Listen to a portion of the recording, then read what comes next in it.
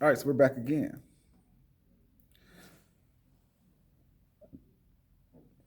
Now, I want to talk about the importance of imagery and how your imagery is tied to emotion. I want to talk about the importance of imagery and how imagery is tied to emotion. Um, I wore a suit today. Now, when I started on this job at this campus, we were in full fledged pandemic mode. There were no students, everything was virtual. So we weren't dressed down, but we were dressed relaxed. We were still professional, but we were relaxed. Um, Now, if you know me, if you used to work with me, you know I'm gonna wear a bow tie 2 or 3 times a week. But there are some doctrines that will say to never outshine the master.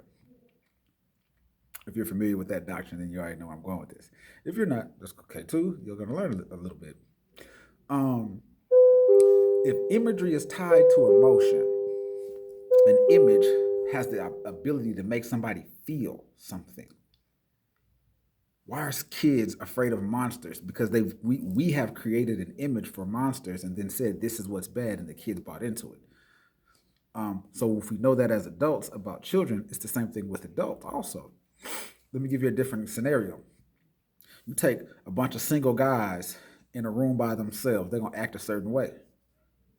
You put one woman in there who's either very good looking or the other end of the spectrum. You're gonna see a change in the behavior of those men. They're not going to treat the beautiful woman with the same level of affection and attention as the woman who's on the other end of the spectrum from beautiful. I don't want to say ugly because I don't think everybody's ugly. I don't think people are ugly. I think people have to find their beauty on the inside and on the outside. Um, so when I'm talking to boys about the importance of their self-image, I flip the script.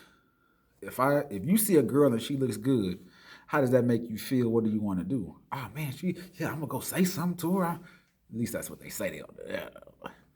But if you see a young lady and she's the opposite of what makes you feel good, what is your response to that? So, and then I have to remind them that I'm a teacher and I've seen how you treat certain chicks purely based on their image. So why is it not okay for somebody to hold you accountable to your own public image? Why is it not okay for somebody to hold you accountable as a young student or as an older student?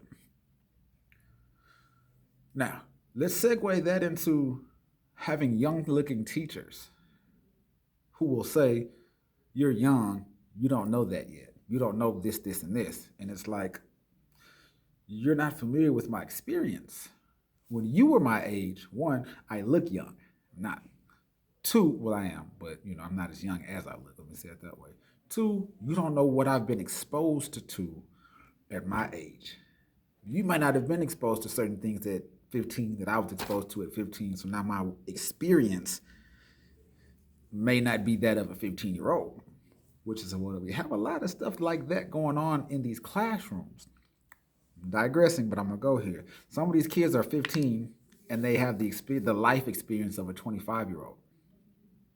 So just because you look at a young teacher, oh, he's got time, he can grow, you don't know what he knows because you haven't been with him for his entire career. You haven't seen his maturation process for this situation and that situation and that situation and this situation.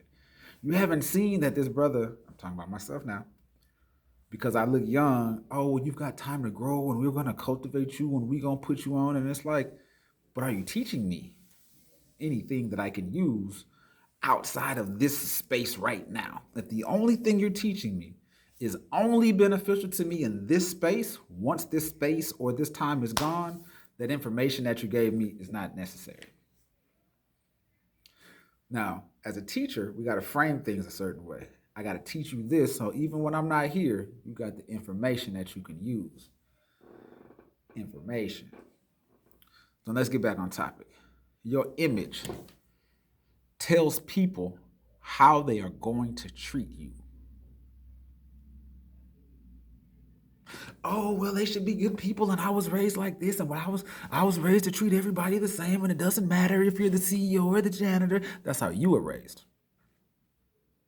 I'm gonna say that again. That's how you was raised, right? But the people that you're coming in contact with haven't been raised the way that you were.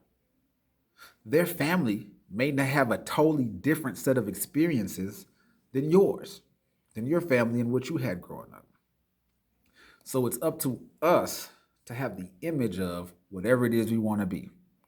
If I want to grow my hair out and get my little twist going, get my beard going back right, and just always wear Nike golf shirts, polo style golf shirts, Nike shirts, you know what I mean?